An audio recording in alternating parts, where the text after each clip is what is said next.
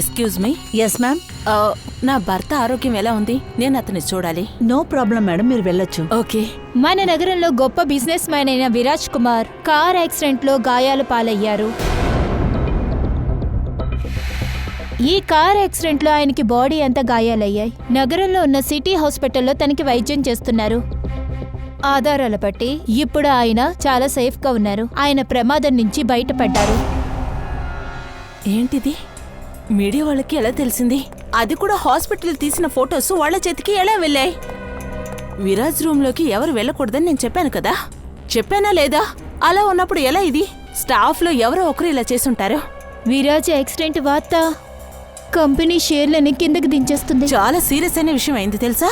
Ma'am, మా staff ఎవరు ఇలాంటి విషయాలు చేయరు. సార్ సెక్యూరిటీకి మేము ముఖ్య గమనాన్ని ఇస్తున్నాం. మ్యామ్, స్టాఫ్ నర్సులు ఎవరు కూడా సార్ రూమ్ కి వెళ్ళలేదు. మేమే విరాజ్ ఫోటోని ప్రెస్ కి రిలీజ్ చేస్తామని చెప్తున్నావా?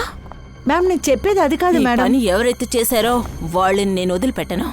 ఇంత కేర్లెస్ గా ఎలా ఉంటున్నారు? మీడియా వరకు తెలిసిపోయింది. హాస్పిటల్ అడ్మినిస్ట్రేషన్ వరకు మీ అందరి మీద నేను కంప్లైంట్ చేయబోతున్నాను. అప్పుడే మీ అందరికి తెలుస్తుంది. మ్యామ్,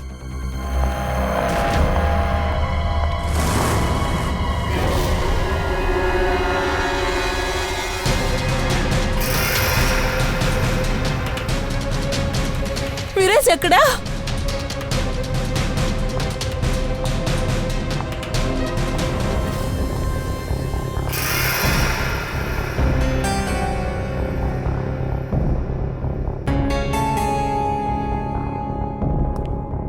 వస్తువులన్నీ చిందరవందరగా పడున్నాయి. రూమ్ ఉండే స్థితిని బట్టి చూస్తే ఖచ్చితంగా ఇక్కడ గొడవ జరిగింది. సార్, గొడవ జరిగింది. వస్తువులన్నీ చెల్లాచెదురుగా ఉన్నాయి. మరి బయట ఎవరికి ఎందుకు వినిపించలేదు? అదే కదా.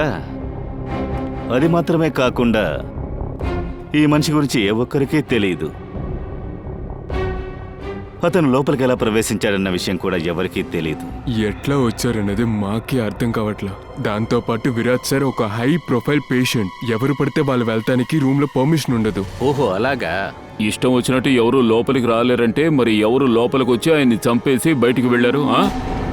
అంతేకాకుండా విరాజ్ పరిస్థితి ఏంటంటే బెడ్ నుంచి కదలలేడు వాడు. ఖచ్చితంగా దీని వెనకాల ఏదో ఉంది.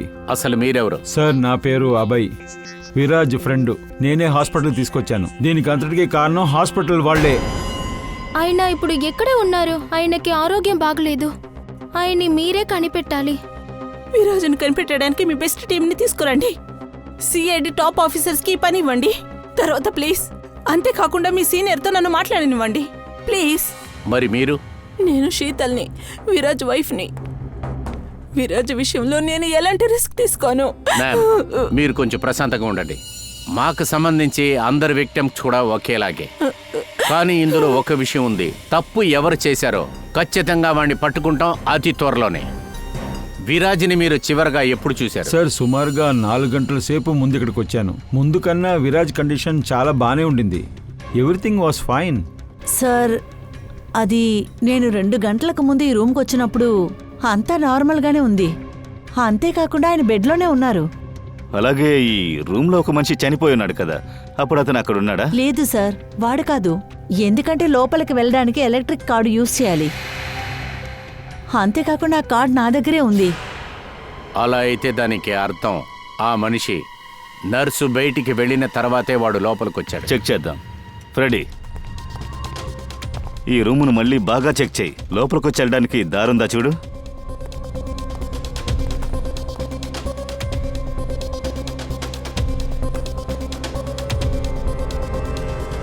లోపలికి వెళ్ళడానికి ఎవరెవరికి పర్మిషన్ ఉంది? లోపలికి వెళ్ళటానికి 2 కార్డు అనుమతించాం. ఒకటి మా స్టాఫ్ కోసం, ఇంకోటి వాళ్ళ ఫ్యామిలీ కోసం. కార్డ్ లేకుండా ఆ మెషిన్ని ఎవరు యాక్సెస్ చేయలేరు. సార్ సార్, ఇక్కడ చూడండి, ఇందులో అన్ని డీటెయిల్స్ ఉన్నాయి. ఈ నర్స్ ఒక ఎంట్రీ 2 సార్లు ఉన్నాయి. 2 గంటలకు ముందు మరియు ఇంకోటి ఆ బాడీని చివరిసారిగా చూసినప్పుడు జరిగింది. ఈ 2 ఎంట్రీ మధ్యలో ఎవరు ఈ రూమ్ లోపలికి వెళ్ళలేదు. వేరే ఏ ఎంట్రీ లేదంటే మరి ఆ వ్యక్తి ఈ రూమ్లోకి ఎలా వెళ్ళుంటాడు? సార్,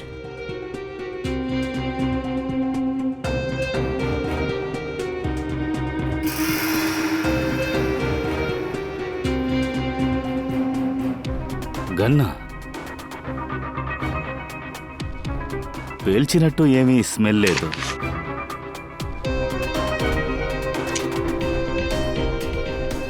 అన్నీ మంచి స్థితిలోనే ఉన్నాయి. సార్, ఈ గన్ను ఎవరిది అనుకుంటారు? తను విరాజ్ని హత్య చేయడం లోపలికి రావచ్చు. గొడవ జరిగి ఉంటుంది. అదేంటంటే విరాజ్ తన ప్రాణాలు కాపాడుకోవడానికి తన ప్రాణాలు తీసుంటాడు. లేదు లేదు, దానికి పాసిబుల్ లేదు పూర్వి. గొడవ పడేంతగా విరాజ్ లేనే లేడు. అతనికి మల్టిపుల్ ఫ్రాక్చర్స్ అయ్యాయి. కదల్లేని మనిషి ఉన్నట్టుండి ఎలా మాయమవుతారు? ఒక పని చేద్దాం, ఈ హాస్పిటల్లో సీసీటీవీ మొత్తం చెక్ చేద్దాం.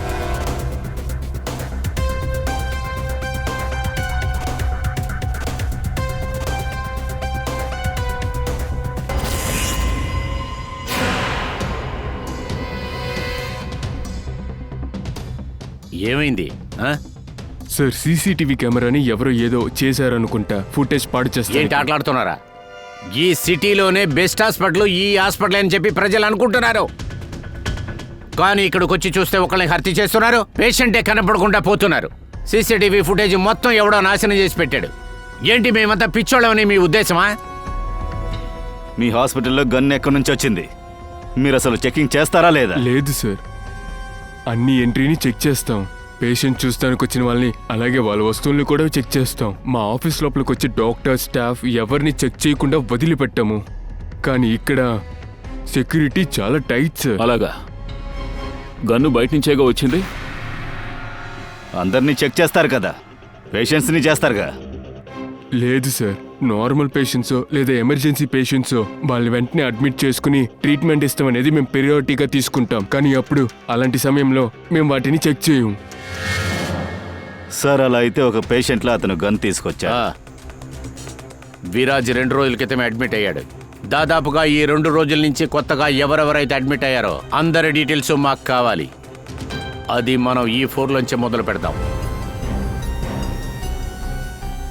సార్, ఇతను ఇక్కడ మీరు చూసారా?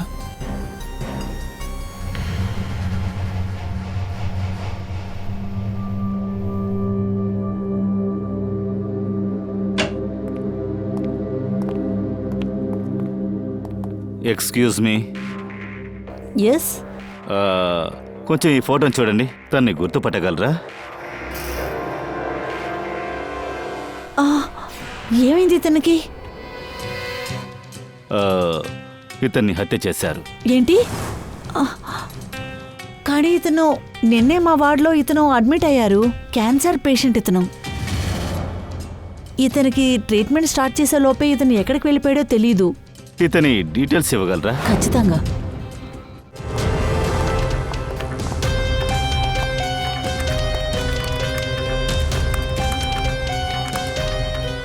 నిన్నెతను 4 గంటలకు అడ్మిట్ అయ్యారు. ఈయన పేరు వినోద్. యాక్చువల్గా డాక్టర్ జాక్రేని ఈ హాస్పిటల్ని రెఫర్ చేశారు. ఇవే ఆ డీటెయిల్స్. ఏ బెడ్లో ఉన్నారు ఆయన? Bed number 5. అదిగో అక్కడే. ఎక్స్క్యూజ్ మీ, మీరు సిఐడి ఆఫీసరేగా? మరి ఇంతసేపు నేను పేషెంట్లా నిలబడ్డానా? పూర్వి వినోద్ అడ్మిట్ అయిన 1 రోజు తర్వాత ఈ వినోద్ ఈ హాస్పిటల్కి వచ్చి అడ్మిట్ అయ్యాడు. దాని తర్వాత అతను హత్య చేయబడ్డాడు. ఇదేదో హఠాత్తుగా జరిగింది కాదు. ఖచ్చితంగా ఇందులో ఏదో వ్యవహారం, ఖచ్చితంగా ఇందులో ఏదో మర్మం ఉంది. మీకు బాగా థ్రిల్లింగ్గా ఉంటుంది కదా హంతకుడిని పట్టుకోవడం, వాళ్ళని కొట్టడం. థ్రిల్లింగ్ అనేది అవన్నీ ఉంటాయి, కానీ ఇది మా డ్యూటీ. సరిగాని మీరు ఆ వినోద్ గురించి ఏమైనా నోటీస్ చేశారా? లేదు సార్. ఒకటి చెప్పండి, మీకు ప్రతిరోజు సెక్యూరిటీ బెదిరింపు ఉంటుంది కదా? అది మేము ప్రాణాన్ని పణంగా పెట్టే కదా కేసులు సాల్వ్ చేస్తున్నాం. మీ అందరి భద్రత మా బాధ్యత. వావ్, చాలా సూపర్ సార్. మీరు ఎంత ధైర్యవంతంగా ఉన్నారు. అలా చూస్తే మీరు కూడా ప్రాణాలు కాపాడుతున్నారుగా, ఈ ట్రీట్మెంట్ అవి ఇవి ఇచ్చి. I mean that's our duty. Thank you, very nice.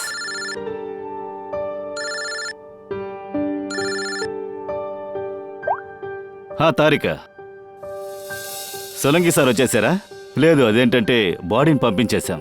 మీకు కావాలంటే మీరు ఇక్కడికే రావచ్చు. హో, రాలేదా? సరే, ఓకే. నేను వచ్చి మిమ్మల్ని ల్యాబ్లో చూస్తాను. Okay, okay, take care. Tarika madam, మీరు తన్ని పిలవాలనుకున్నారా? ఉమ్, యా, లేదు, అదొచ్చి విషయం ఏంటంటే, Abhijit, excuse me. Sir actually ఆయన క్యాన్సర్ వచ్చిన పేషెంటే, కానీ చూస్తానికి అలా ఉండరు ఆయన. నేనేం చెప్తున్నానంటే, వచ్చిన ఆయన చాలా జాలీగా తిరిగేవాడు. కాది మాత్రమే కాకుండా చూస్తానికి మనిషి మంచిగా ఉండేవాడు. సార్ ఒకవేళ అతను పేషెంట్ కాకపోతే తన రహస్యాలన్నీ అబద్ధాలు అయ్యుంటాయి. అయ్యా, నిన్న రాత్రి ఒక వ్యక్తి డోరు వెనకాల నుంచి ఆయన చూస్తానికి వచ్చాడు సార్. నాకు గొంతైతే వినపడింది, కానీ నేను వాడిని చూడలేకపోయా. కానీ అందులో ఒక విషయం ఉంది. వినోద్ ఆ రోజు రాత్రి 3 గంటలకి తిరిగి తనొచ్చి కలవమని చెప్పాడు సార్. 3 గంటలకా? తర్వాత? ఆ తర్వాత సార్ నేను పడుకుని పోయాను. పొద్దున్న లెగ్స్ చూస్తే ఆయన తన యొక్క బెడ్లో లేడు సార్. అభిజిత్, అలా అయితే వినోద్కి ఎవరో ఫ్రెండ్ ఉన్నాడు. విరాజ్ రూమ్లోకి వెళ్ళటానికి సహాయం చేశాడు. కానీ సార్, రూమ్ లోపల నర్స్ ఎవరిని చూడలేదందుక. ఒకవేళ విరాజ్ చోట్లో వినోద్ పడుకుని ఉంటాడు సార్. అలాగా ఉండొచ్చు, ఎందుకంటే డాక్టర్ గారు చెప్పారు కదా, విరాజ్కి ఫుల్గా బ్యాండేడే వేసి ఉంచామని. అలా ఉన్నప్పుడు నర్స్ ఎలా కనిపెట్టి ఉంటుంది బ్యాండేజీలో ఉన్నది వినోదా విరాజా అని? సార్, ఎందుకని అలా చేయాలి? అది విరాజ్ బయటికి వెళ్ళడం ఎలా ఎవరూ చూడకుండా వదిలిపెట్టారు? ఇది కూడా ముఖ్యమైన ప్రశ్నే. వినోద్ విరాజ్ రూమ్లోకి ఎలా వెళ్ళాడు, తర్వాత విరాజ్ ఆ రూములోంచి ఎలా మాయమయ్యాడు, ఎక్కడికి వెళ్ళాడు? సార్, రూమ్లోకి వెళ్ళడానికి ఒకటి కార్డ్ ఫ్యామిలీ దగ్గర ఉండాలి, లేదా స్టాఫ్ దగ్గర ఉండాలి. ఇది తప్ప రూమ్లోకి వెళ్ళడం ఇంపాసిబుల్. ఖచ్చితంగా ఒక ఫ్యామిలీ మెంబర్కి ఇందులో సంబంధం ఉంటుంది. లేకపోతే హాస్పిటల్ స్టాఫా? మీలో ఒక్కరే ఆ వ్యక్తిని, వినోద్ని విరాజ్ రూమ్లోకి తీసుకువెళ్లారు. సార్, ఏం మాట్లాడుతున్నారు? ఓ వైపు నా భర్త కనిపించట్లేదు, అతన్ని వెతకడానికి బదులు మీరు నన్ను అనుమానిస్తున్నారా? మీ భర్త విరాజు రాత్రి 3 గంటలకి హాస్పిటల్ నుంచి కనపడకుండా పోయారు. అతను ఒంటరిగా బయలుదేరేంత పరిస్థితిలో అతను లేడు. అతనికి ఎవరో సహాయం చేశారు. సార్, అది నిన్న రాత్రి ఎమర్జెన్సీ కేసు ఒకటి వచ్చింది. హాస్పిటల్లో రాత్రిపూట స్టాఫ్ చాలా తక్కువగా ఉంటారు. అందుకని సార్ మమ్మల్ని అందరినీ క్యాషువాలిటీ వార్డుకి రమ్మని చెప్పారు. వినోద్ వాడి పార్ట్నర్ ఈ అవకాశాన్ని బాగా వాడుకున్నారు. హాస్పిటల్ స్టాఫ్ వేరే కేసులో బిజీగా ఉన్నారు. అప్పుడు ఇంట్లో ఉన్న వాళ్ళు ఎవరో వినోద్కి సహాయం చేశారు. ప్రతిరోజు విరాజ్తో మీలో ఒకరు మారి ఉంటామని చెప్పారు. దాని ప్రకారం నిన్న రాత్రి 3 గంటలకు ఎవరున్నారు? 3 గంటలకా? 3 గంటలకి అక్కడ ఉండింది హర్షే. అబ్బాయి, నువ్వు చెప్పదలుచుకుందేంటి? నా భర్త హర్షే ఇదంతా చేశాడనా? హర్షే చేశాడని నేను ఎప్పుడు చెప్పాను? నేను ఏం జరిగిందో అదే చెప్పాను. విరాజ్ ప్రాణాలు ప్రమాదంలో ఉందని అందరికీ తెలుసు. జరిగిన యాక్సిడెంట్ ఎవరో చేశారని నాకు అనుమానం కూడా ఉంది. అలాగా? అబ్బాయి, నువ్వేం మాట్లాడుతున్నావు ఇప్పుడు? మాలో ఒకరు ఈ యాక్సిడెంట్ ని చేశారా? ఇలా మాట్లాడి ఏం ప్రూఫ్ చేయగలవు? నువ్వు ఒకటి బాగా అర్థం చేసుకో, నువ్వు జస్ట్ విరాజ్ ఫ్రెండ్ మాత్రమే. ఏదో బాగా కేర్ ఉన్నట్టు మాట్లాడు. అలా అంతా నేను ఇక్కడ కేర్ చేయడానికి ఏమీ రాలేదు. నేను కేవలం ఫ్రెండ్ మాత్రమే నాకు తెలుసు. కానీ 2-3 రోజులు వచ్చిన ఫ్రెండ్షిప్ కాదు, 23 సంవత్సరాల ఫ్రెండ్షిప్. ఇది హాస్పిటల్. అవును, మీ భర్త వినోద్ ఎక్కడ? హర్ష్ సార్, ఆయన ఇక్కడే ఉన్నారు. ఒక ఇంపార్టెంట్ కాల్ వచ్చింది, అందుకే కాస్త బయటికెళ్ళాడు. ఇంకో 5 నిమిషాలు ఇక్కడికి ఉంటారు సార్, ఖచ్చితంగా. తన నెంబర్ ఇవ్వండి. 197697062887.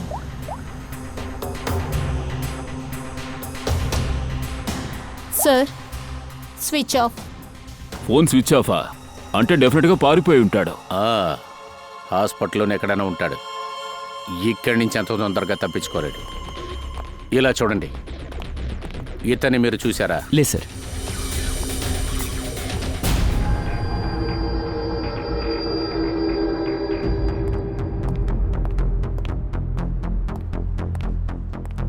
మేడం, మీ యొక్క రిపోర్ట్స్ అన్నీ నార్మల్గా ఉన్నాయి. ఏంటి ఏమీ దొరకలేదా? మీరు అన్ని టెస్టులు పూర్తిగా బాగా చేశారా డాక్టర్? యా షూర్, మీరు చాలా బానే ఉన్నారు, డోంట్ వరీ. నాకు తెలుసు. కానీ ఊరికే ఉండకుండా హృదయం అంతా టక్ టక్ని కొట్టుకుంటుంది. ఏదో టెన్షన్గానే ఉంటుంది. ఎలా అంటే తల తిరుగుతున్నట్టు. మీకు ఏయ్, ఏం చేస్తున్నావ్? అర్థమవుతుంది కదా డాక్టర్ సార్? మేడం అన్ని టెస్టులు చూసేసాం, మీరు నార్మల్గా ఉన్నారు, డోంట్ వరీ. మీరు చెప్తున్నారు, నేను ఒప్పుకుంటాను. మళ్ళీ ఏమైనా సమస్య వస్తే నేను మీ దగ్గరికి వచ్చేస్తాను. Yeah sure. వెనక్కి రావే. ఈ డాక్టర్ చూడడానికి 5 సార్లు వచ్చావు. నీ ఒంట్లో ఏది బాలేదని అసలు తెలియలేదా నీకు? అమ్మా, నేను పెద్ద రిస్క్ తీసుకోలేను. ఒకవేళ రేపు పెద్ద జబ్బు ఏమైనా వచ్చిందంటే? ఏవండి, ఇక్కడ ఈ వ్యక్తిని ఎవరైనా చూసారా? వీడా? ఇతనే. చాలా వేగంగా పరిగెట్టాడు సార్. నన్ను కూడా గుద్దేశాడు. బుద్ధి లేనుడు. సారీ కూడా చెప్పలేదు. ఎటువైపు పరిగెత్తాడు? ఇటువైపు. Thank you.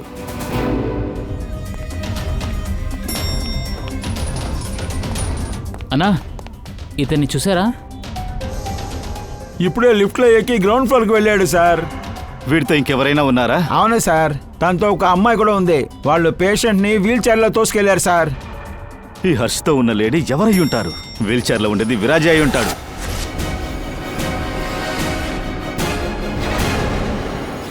ఏం చేస్తున్నారు హర్ష్? సిఐడి? ఏం మీకేమనిపించింది? హాస్పిటల్లో నుంచి పారిపోవచ్చానా? ఫోన్ ఆఫ్ చేస్తే తప్పించుకోవచ్చు అనుకున్నావా? నీ కార్లో ఉన్న GPS పెట్టి నిన్ను పట్టుకున్నాం. విరాజ్ ఎక్కడ?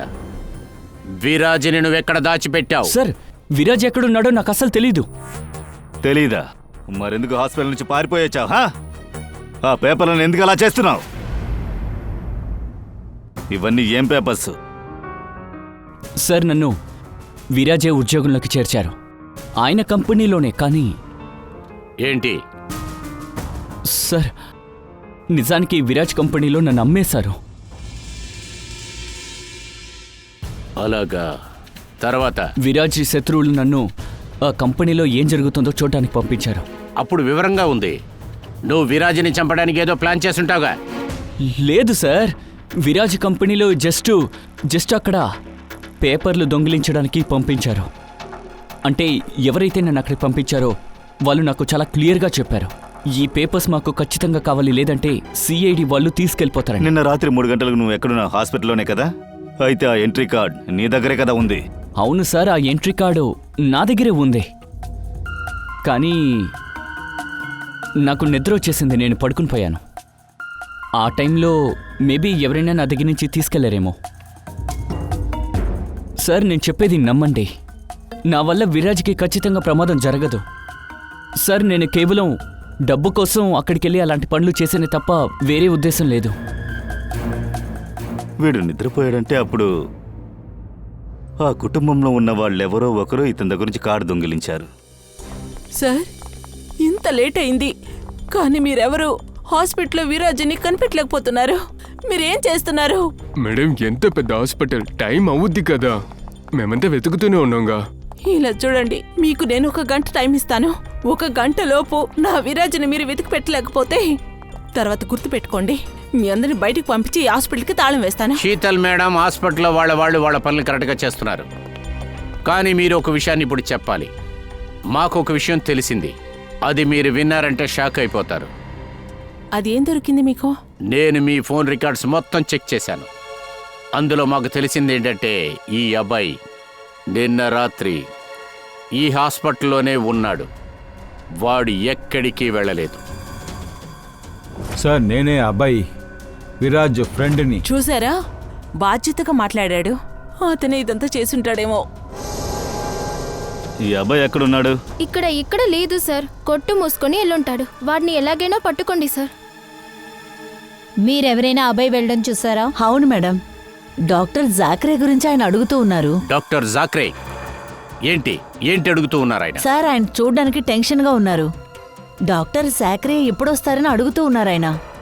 డాక్టర్ సాక్రే? వినోద్ని క్యాన్సర్ వార్డుకి డాక్టర్ సాక్రే రెఫర్ చేసినట్టు నికీ చెప్పింది కదా? ఈయన పేరు వినోద్. డాక్టర్ జాక్రేని హాస్పిటల్కి రెఫర్ చేశారు. వినోద్తో ఈ డాక్టర్ పార్ట్నర్ అనుకుంటాను. వినోద్, అభయ్ ఇద్దరికి హాస్పిటల్లోని డాక్టర్ ఆ సాకరే సహాయం చేసుంటాడు. అవును దయ్యా, ఖచ్చితంగా ఈ డాక్టర్ సాకరే విరాజ్ గురించి విషయాలు మొత్తం తెలుసుకొనే ఉంటాడు. డాక్టర్ సాకరే.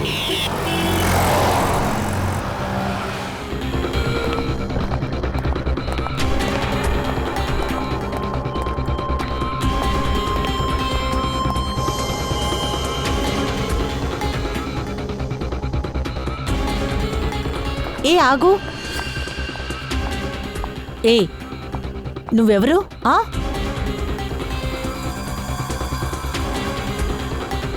నువ్వెక్కడునే వార్డ్ బాయ్ కాదు. నువ్వెవరని?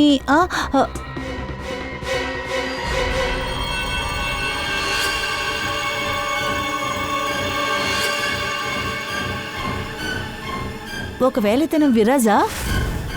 ఈ నువ్వెక్కడ తీసుకెళ్తున్నావు? ఎవరు నువ్వు? నేను విరాజ్ ఫ్రెండ్ని. విరాజ్ ప్రాణాలు ఇప్పుడు ప్రమాదంలో ఉంది.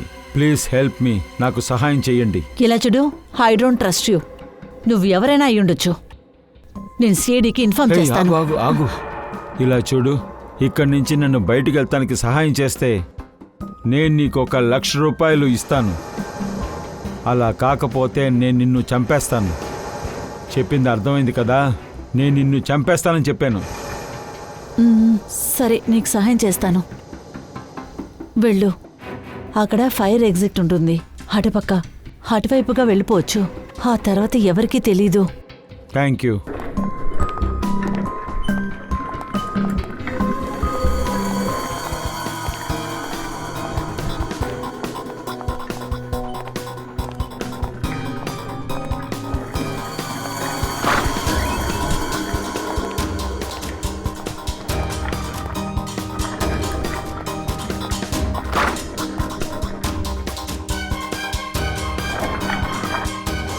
జాకర్ ఏం చెప్పారు? 4th ఫ్లోర్లో వినోద్ ఉన్నాడని చెప్పారు.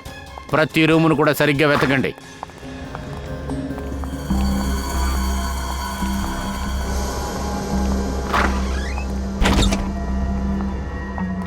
Sir, supply room. మామూలుగా ఇక్కడికి ఎక్కువ జనాలు రారు, ఇందులోనే ఉంటాడు.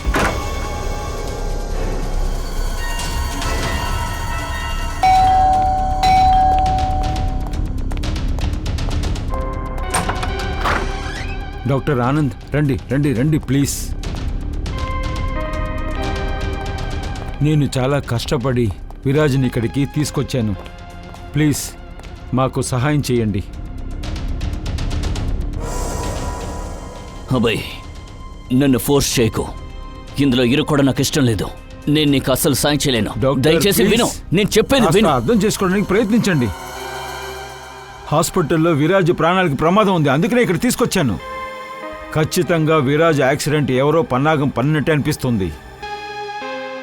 ప్లీజ్ డాక్టర్, ప్లీజ్ దయచేసి అర్థం చేసుకోండి ప్లీజ్. నువ్వు చెప్పేది నిజమే, కానీ మన సమస్యలో ఇరుక్కుంటే. ఇలా చూడండి, హాస్పిటల్లో మేము విరాజ్ స్థానంలో వినోద్ని పెట్టొచ్చాము. హంతకుడు వస్తే వాడిని పట్టుకుందామని. కానీ డాక్టర్, దానికి బదులుగా వినోద్ని ఎవరో చంపేశారు. ఏమీ అర్థం కావట్లేదు. దయచేసి మీరే హెల్ప్ చేయాలి. నేను చెప్పేది విను. జరిగింది జరిగినట్టు సిఐడి వాళ్ళకి చెప్పు. వాళ్ళు మాత్రమే నీకు సాయం చేస్తారు. సరే, నేను అన్ని విషయాలు సిఐడికి చెప్తాను. దానికి ముందు వీడికి ట్రీట్మెంట్ చేయండి ప్లీజ్. ఓకే సార్, ఎవరూ లేరు. బయటికి వెళ్ళి చూద్దాం. 1 నిమిషం.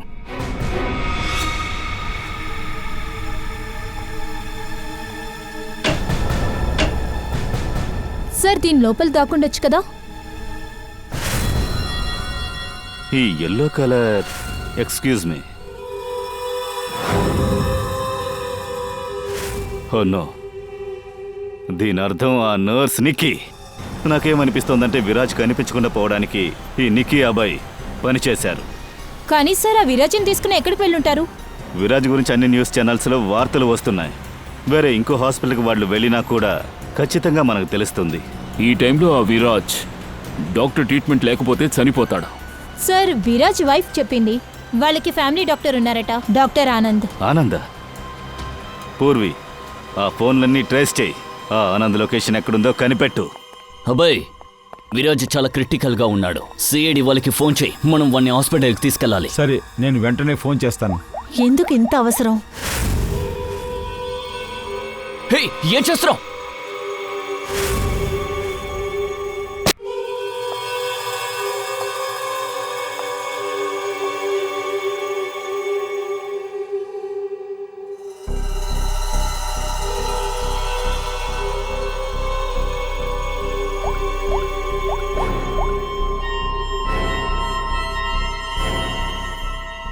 పని పూర్తయింది. నీ విరాజ్ నా దగ్గరే ఉన్నాడు. Sir, doctor Anand phone location ఇక్కడే చూపిస్తుంది.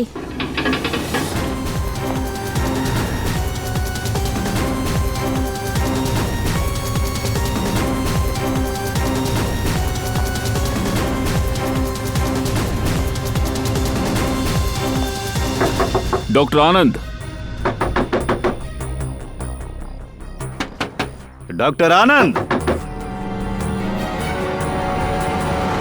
బ్రీతింగ్ ఉంది, బతికే ఉన్నాడు. త్వరగా అంబులెన్స్ కాల్ చేయి. విరాజ్, భయపడకు, అంబులెన్స్ వస్తుంది, మీరు బ్రతుకుతారు.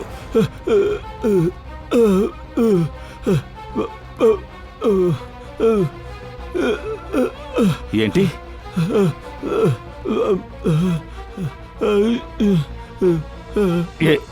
ఏంటి ఏమంటున్నారు? ఒక్క నిమిషం. ఈ శబ్దం సార్, ఏంటి శబ్దం? అక్కడ చూడు.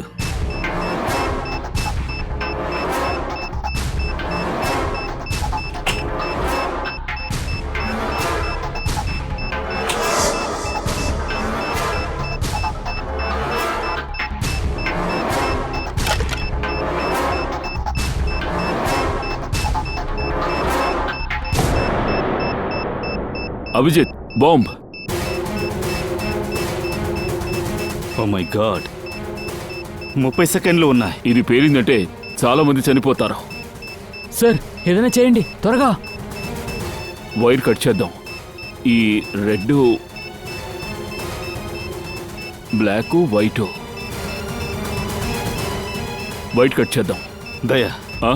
ఒక నిమిషం. Are you sure? షూర్గా చెప్పలేను, కానీ తెలీదు. 10 సెకండ్లే ఉన్నాయి. ఏం చేద్దాం? సార్, అభిజిత్, అభిజిత్ సార్,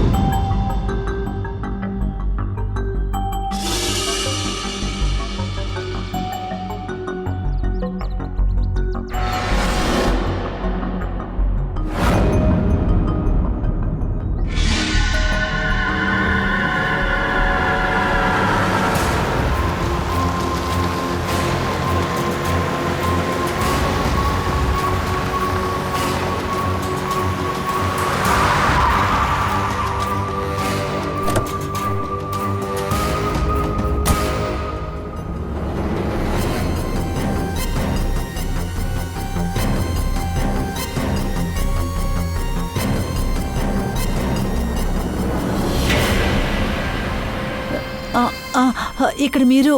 అవును మేడం, మీ మొబైల్ ఫోనే మమ్మల్ని ఇక్కడికి తీసుకొచ్చింది. రండి, బయటికి రండి. రా. బయటికి రండి.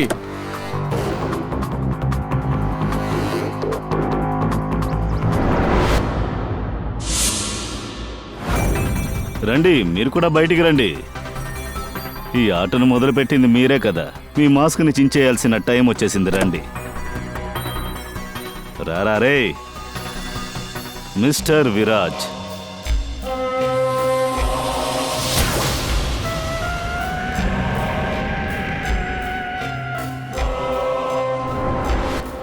నేను విరాట్ని కాదు.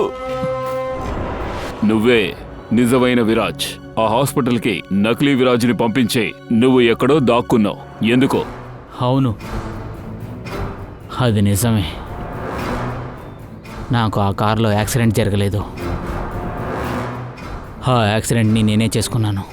నా మర్మానికి నేనే ప్లాన్ చేసుకున్నాను. ఎందుకు అలా చేయాల్సి వచ్చింది? నేను వేరేం చేయాలి? నా కంపెనీ చాలా డబ్బులు లాస్ అయింది, అందుకే నేను దివాలయ్యాను. దీని నుంచి తప్పించుకోవడానికి నేను ఎలాగైనా చావాలని నేను ఒక ప్లాన్ చేశాను. నిగారికతో పాటు.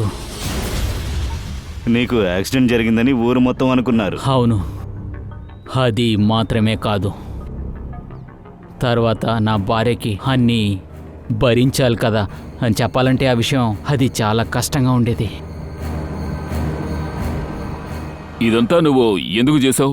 ఈ నకిలీ విరాజ్ తర్వాత హాస్పిటల్లో ఎవరినో చంపేశారే, ఇవన్నీ ఎందుకు? విరాజ్ చెప్పినట్టు నేను నకిలీ విరాజ్ని కారులో కూర్చోబెట్టా. ఇంకా ఆయన చెప్పినట్టు ఆ బండిని యాక్సిడెంట్ చేశాను. ప్లాన్లో వాడిని లోపలే చంపాలనుకున్నాను, కానీ బ్రతికిపోయాడు. హాస్పిటల్లో ఉన్న వాళ్ళు వాడిని విరాజ్ అనుకున్నారు. నకిలీ విరాజ్ నోరు విప్పాడంటే మేమందరూ ఇరుక్కునేవాళ్ళం. అందువల్ల నేను నిక్కీ సహాయంతో తన్ని హాస్పిటల్లో మార్చడానికి ప్లాన్ చేశాను.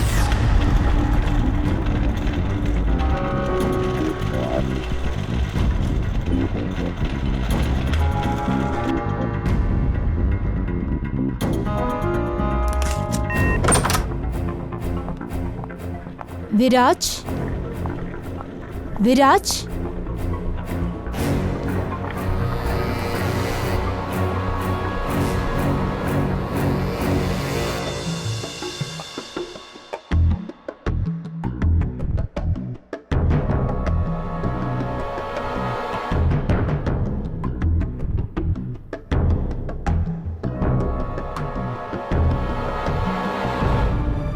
నేను ఆ రూమ్లో బెడ్ కింద దాక్కున్నాను. నేను అతన్ని చంపడానికి దగ్గరైనప్పుడే నాకు తెలిసింది ఆ వ్యక్తి విరాజే కాదని. వాడు నన్ను చూసేశాడు, అందువల్ల నన్ను చంపడానికి ప్రయత్నిస్తూ ఉన్నాడు. నన్ను రక్షించుకోవాల్సిన పరిస్థితిలో నేను వాడిని చంపేశాను.